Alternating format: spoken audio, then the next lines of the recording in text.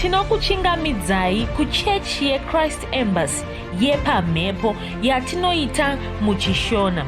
Iko zvino hapachina chikonzero chokupedza svondo rose usina kupinda chechi, nokuti painopindwa unenge usipo, kuda wakanga uri kubasa pakaenda vamwe kuchechi, kuda wakanga uri parwendo, kuda chechi yeChrist Embassy haisati yakuwanikwa kwaunogara, kana kuti unofarira hako kudzidza shoko raMwari nechishona.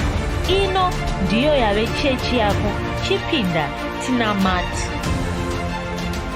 Haleluya. Tinosangana zvakare pamunamato wedu weChrist Embassy. Ndichivimba senguva yose kuti makava nesvondo rakanaka. Tichivimba zvekare senguva yose kuti manga muri kufamba nesu pazvidzidzo zvedu zverhapsody zvatinokutumirai zuva rimwe nerimwe. Tinotaura pamunamato ino tichiti munofanira musadarikwa nezvidzidzo izvi. Munofanira kuva neshoko raMwari mamuri mweya yenyu kuti mugone kumirisana nezvinhu zvinonetsa muupenyu. Kukurirwa kunoita vanhu kushayiwa shoko raMwari. Kana ukangone shoko raMwari haukurirwi, kuti unenge pashoko iro ndo paunomira, rinenge unenge wakagutsikana neshoko iroro.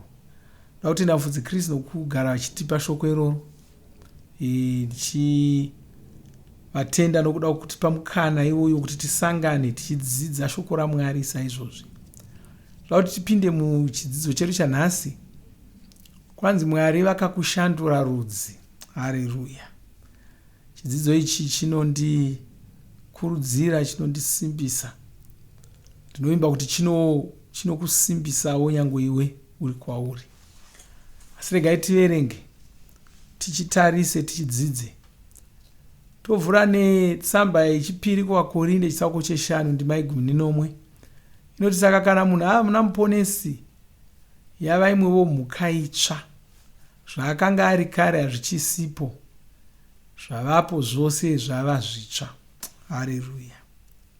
Mufudzi Kristu otsanangura zvikanzi iwe ungava mwana waMwari.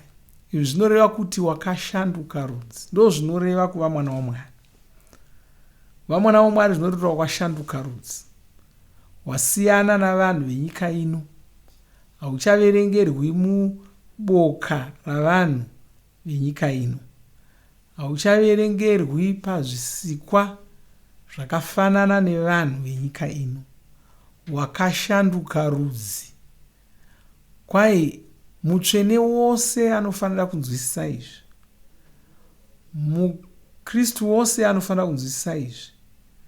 muMwari wose anofanira kunzwisisa izvi. Haleluya. Asi vakawanda havasati vazvinzwisisa. Mwari vakakushandura rudzi. Vakakushandura paya pawakazvarwa kechipiri. Ipo paya pawakaponeswa, ndipo pawakashandurwa rudzi. Ndipo pawakauya washanduka rudzi ipapo. Handiti kuti wakazvarwa kechipiri, wakatanga wazvarwa namai vako nababa vako. Ndipo wakauya uri munhu wenyama, uri werudzi rwababa vako, uri wedzinza rababa vako. Na baba vako wanga ari mwenda mberi, wakauya uri mwenda mberi ipapo. Na wanga ari moyo ndizvo, wakauya uri moyo ndizvo. Wakazozvarwa kechipiri.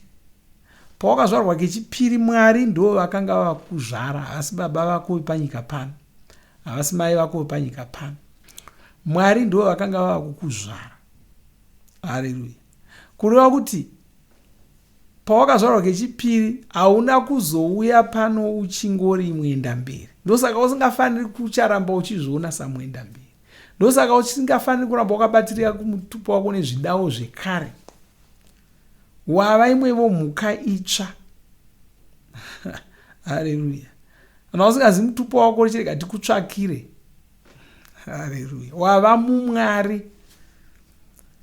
Saka uchisvika panzvimbo, kana vachifarira zvokuuchira, ngavauchire vachiti muMwari, titambire zvenhai muMwari, ngavatodaro. Washanduka rudzi. Nemhaka iti kuti muMwari, nokuti wava werudzi rwaMwari, wava mwana waMwari, baba vako vava Mwari. saka wava werudzi rwaMwari, saka wava mumwari. Tsoro iyoyo haifaniri kumbonetsa munhu kunzwisisa, kuti kuna vamwe vanobva vatomerera tikataura tichidaro, kufunga kuti kuda tatsauka mugwara. Hatina, ndo zviri kutaura shoko raMwari. Jesu akatozvitaura mapisarema e2 ndima 5:6. Mwari pachava vakati, ndakati muri vaMwari. Mwari ndo vakadaro, saka ndo maonero anofanira kuita iwayo. Satani ega ndiye asingadi kuti unzwisise kuti ndo zvawava, nokuti anoziva kuti kana ukanzwisisa izvozvo haachakugoni. Saka anoda kuti urambe uchingofunga kuti uri mutadzi, anogona kungotsvedza nguva ipi neipi. Hauchisiri izvozvo. Haleluya. Saka kwai wakauya wava muna muponesi, wakauya wava werudzi rwaMwari. Izvi ndizvo zvinoreva kuzvarwa kechipiri. Mweya wako wakabva washandurwa rudzi, ukabva waitwa weropa raMwari, iro ropa raMwari riya rakaunzwa panyika naIshe Jesu. Ndiko kusaka Jesu vakauya kuzokushandura ropa, vachikuita munhu weropa raMwari, vachikuita munhu werudzi rwekudenga.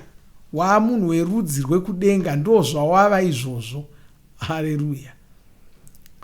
Kwai izvi ndizvo zvinoreva ndima yatabvura nayo iyi yatawana mutsamba yechipiri kuvaKorinde chitsauko 5 ndima 11. Ndima iyi yati, saka kana munhu ava muna muponesi, yava imwevo mhuka itsva. Zvaakanga ari kare hazvichisipo, tarisa uone, zvavapo zvose zvava zvitsva. Iwo wakazvarwa kechipiri, saka Mwari vakakushandura rudzi. Pangava nezvakaitika usati waponeswa kudai, zvinhu zvose izvi hazvichina basa, nokuti wava munhu mutsva. Hazvichina basa, iwe wava munhu mutsva, hauchisina zvirwere zvekare, kuda pane zvaimbokukanganisa kare. Zvinhu izvi hazvichagoni kukukanganisa, iwe washanduka rudzi. Saka chirega kuramba uchiti mumba medu mune chirwere chakati, hauchisiri werudzi irworwo.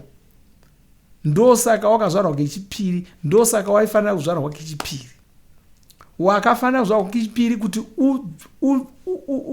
udzvenge, ubude murudzi rwenyika ino, nokuti rudzi rwenyika ino rwakashata, rune nhamo, runa matambudziko. Bhaibheri rinoti kwanzi munhu akazvarwa nemudzimai ane mazuva mashoma, uye mazuva mashoma iwayo azere nhamo namatambudziko. Munhu wakaberekwa nomudzimai, kureva kuti munhu akaberekwa kamwe chete.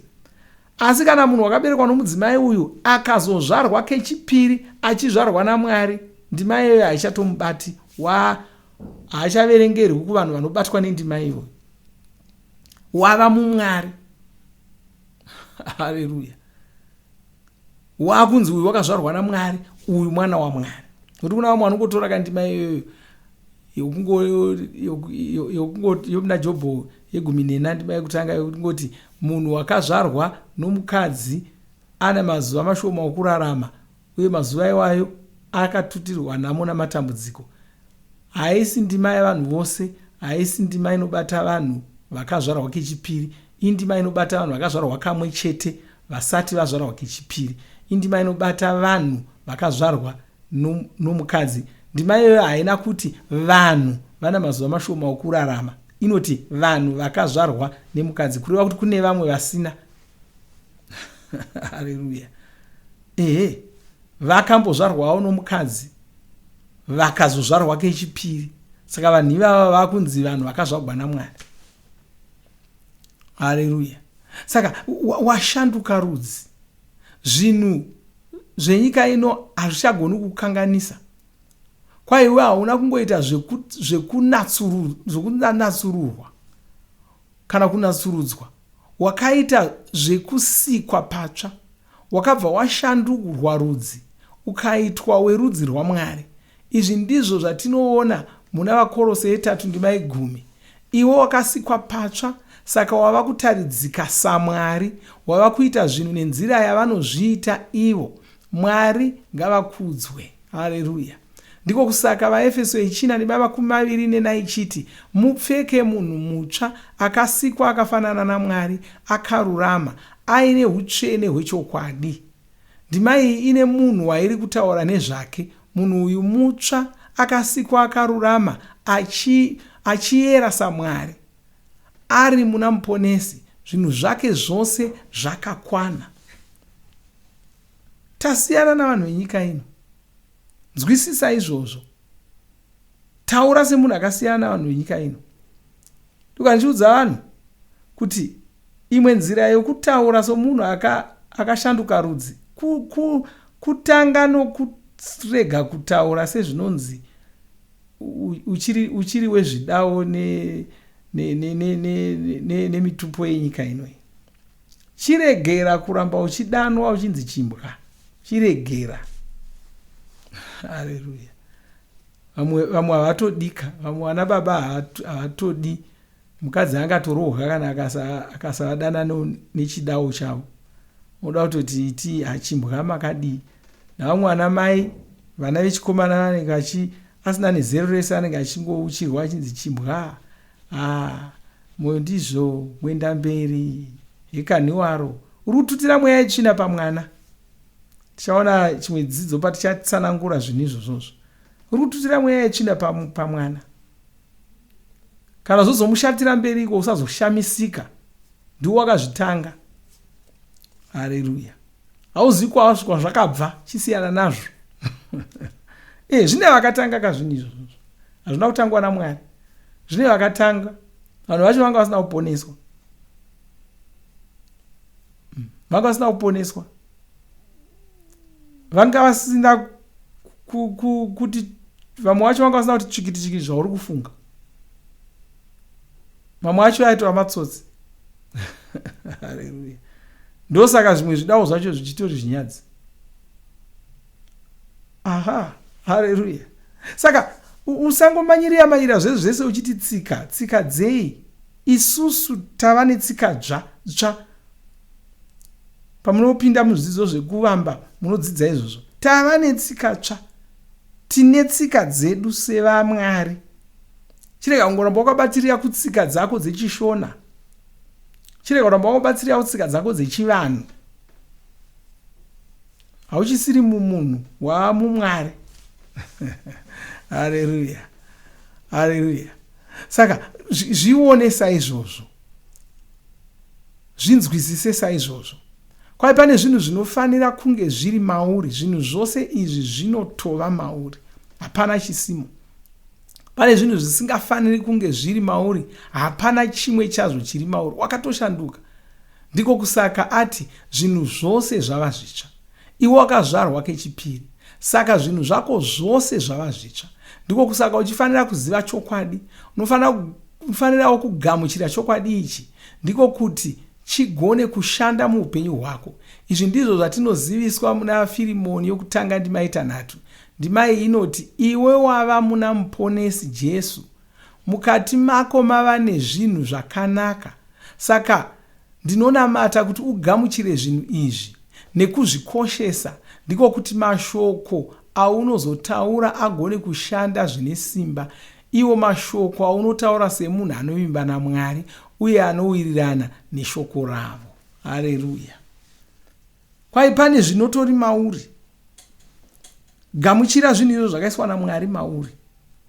Gamuchira zvawakaitwa naMwari. Gamuchira rudzi rwako rutsva. Bvuma kuti wakashanduka rudzi. Bvuma kuti wava muMwari. Haleluya. Wotaura saizvozvo. Wotaura uchiti vaMwari havarwari saka ini handirwari. Taura kudaro. Hazvina basa kuti une panorwadza here kana kuti hauna panorwadza. Taura kudaro. Ndokuti kana pane panorwadza pabve. Taura uchidaro. Haleluya. Saka ndo upenyu hwemuMwari. Ndo upenyu hwevaMwari hwatiri kutaurawo. Tinofanira kushandisa shoko iro kuti vaMwari noti ndikati vaKristu hachisi chishona. Saka mungasahwisisa kuti zvinorevei. Asi ndikati muMwari munogona kunzwisisa. Uye ndo chaizvo zvatingatotaura tichiita. shoko rokuti mukristu nderechigiriki, saka vanhu vane fungidziro yekuti rinorevei. Dzimwe nguva tofanira kutoita mharidzo yakazara yokutsanangura kuti mukristu chii. Mumwari, uri mumwari, rarama semumwari, rarama upenyu hwevamwari. Vamwari, vanhu verudzi rwamwari vanorarama sei? Ndo maonero anofanira kuti vanhu vorudzi rwamwari vanorarama sei? Vane upenyu hwavanorarama, vane mavonero avanoita zvinhu, vane matauriro avanoita, vane mutauro wavo vamwari. Panyika pano hando zvatoita, ndinoti vashona vane mararamiro avo, varungu vane mararamiro avo, vandevere vane mararamiro avo, varemba vane mararamiro avo. Iwe mumwari hauchisingori mushona, hauchisingori mundevere, hauchisingori muremba, wava mumwari. Panofanira kutaridza kuti pane chashanduka ka. Haugoni kuramba wakangosimbirira pazvinhu zvawaiva kare, patsika dzawaiva nadzo kare. Iwe washanduka rudzi, hazvigoni. Tokuti murungu nhasi woramba uchingorarama uchingoita chivanhu, hazvibudi. Ukati ndaakuda kuva muremba, waakutorega kakudya huku isina kushizhwa nomuremba. Ndo zvaunotoita. Wamumwari, chiita upenyu hwavamwari. Ngatinamatei munamato uyu, munamata muchinditeedzera. Iti Baba vandinoda, ndinobvuma kuti ndava muna muponesi, saka ndava chipuka chitsva. Handichisina zvinhu zvekare. Zvinhu izvi zvingava zvirwere, hungava hutera, zvinhu zvangu zvose zvava zvitsva. Ndinorarama semunhu anoziva izvi, saka ndinokurira zvinhu zvenyika ino. Ndine upenyu hwandava kurarama, uhu upenyu hwekugara ndichikunda. Muzita raJesu, amen. Haleluya. Ngatimbonamata tichitenda Mwari pamusoro pezvavakatiita vachitishandura rudzi kudai. Balisa drak yabalotri marigande leprako delos dreama shagara lebroka trak ya shagara bazote bronki ya shagara dilia straka brogari ya shagara zekonde makrasia zekonde osha kimagrasia dilia strama shegonde. Baba, ndiri kutenda ndokurumbidzai, ndiri kutenda ndokushoko renyu, ndiri kutenda nokuti makatishandura rudzi. Tava vanhu verudzi rwevamwari, tava vanhu veropa raMwari, tava vamwari. Hazvichagoni kuti tirware, hazvichagoni kuti tikurirwe, hazvichagoni kuti tikundikane, hazvichagoni kuti tife. Zvirwere hazvichagoni kugara matiri, nokuti tava veropa raMwari. Takabviswa kubva munyika ino, tasiyana nevanhu venyika ino. Tinokutendai. Nyengeterera muono muwandaramata naye, taura maropafadzo pamusoro poupenyu hwake. Tinodzingira kure zvirwere kubva panyama yake, chirayira kuporeswa kwenyama yake. Nokutendai Ishe nokunamatai. Haleluya, amen. Haleluya. Zvakanaka, hatisati tapedza ndoda kuti timbowana nguva yekurumbidza Mwari, tichitenda Mwari tichiimba. Kana usina kuzvarwa kechipiri, usina kuponeswa, toda kuzonamata newe chikubatsira kuti ugoponeswa. Mwari ngavakuropafadzei. Tosangana zvekare musvondo rinouya tichidzidza shoko raMwari saizvi tichinamata pamwe chete. Amen.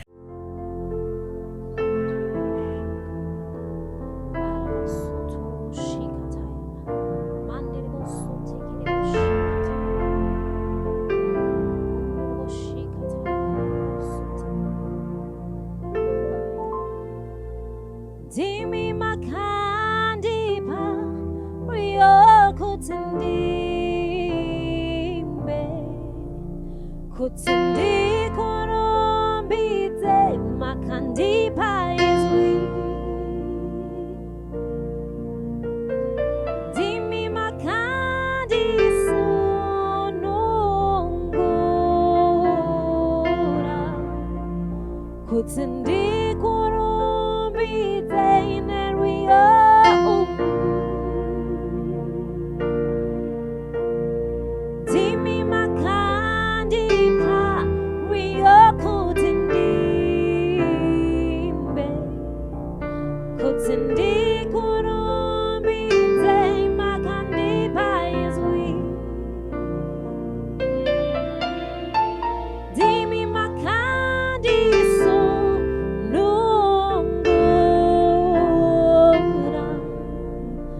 kuti ndikurumbidze nariyo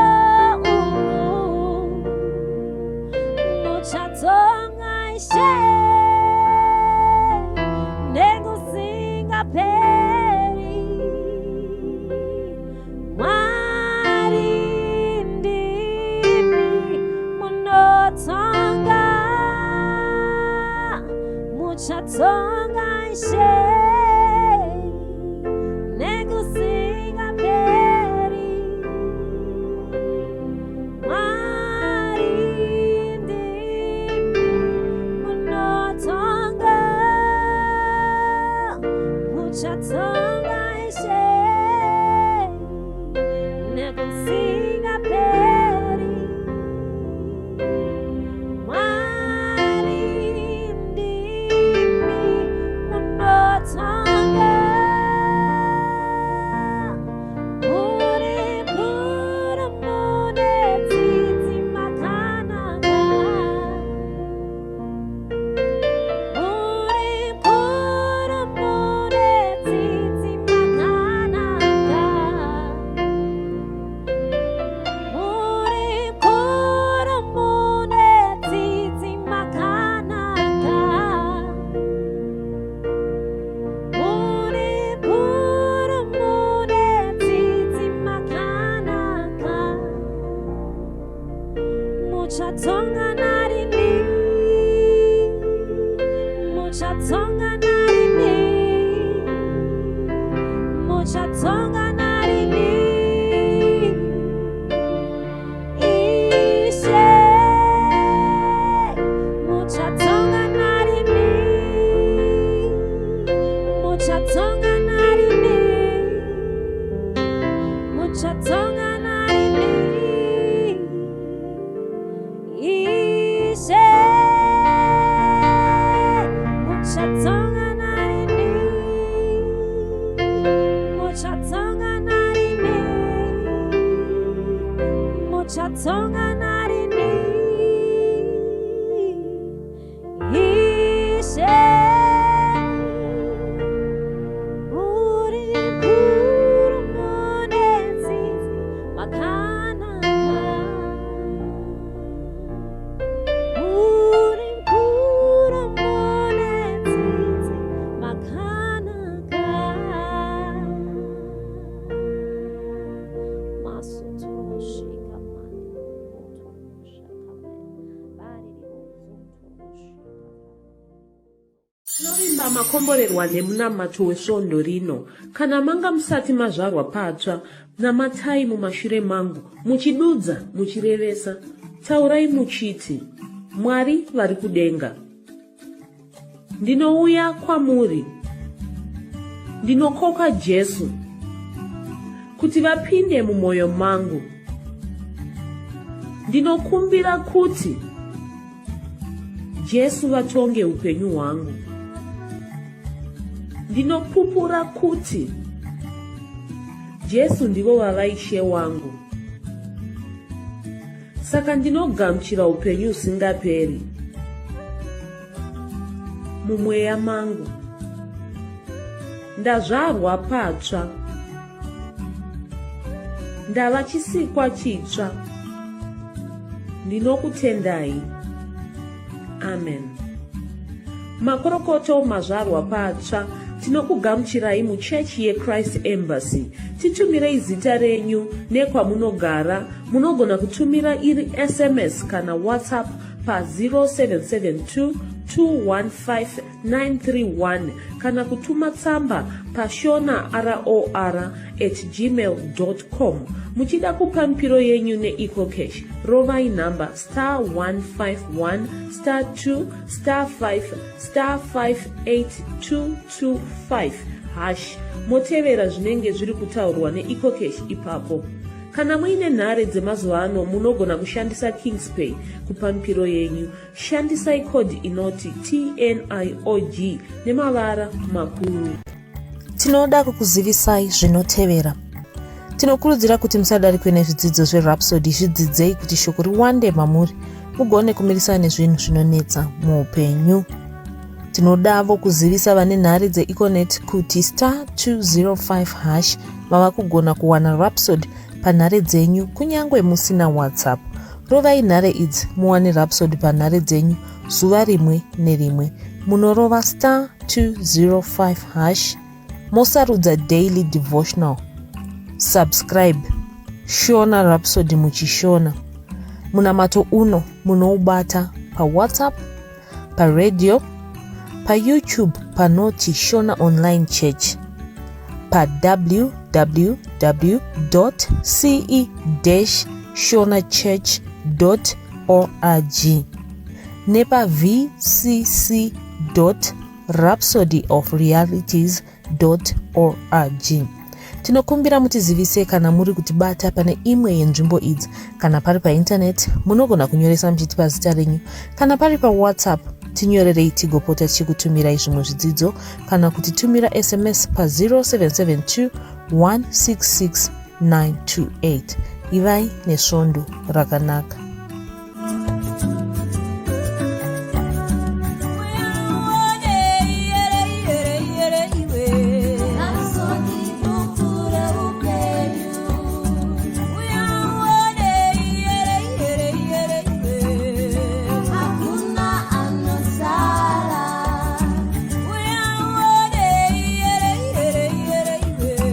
Rhapsody,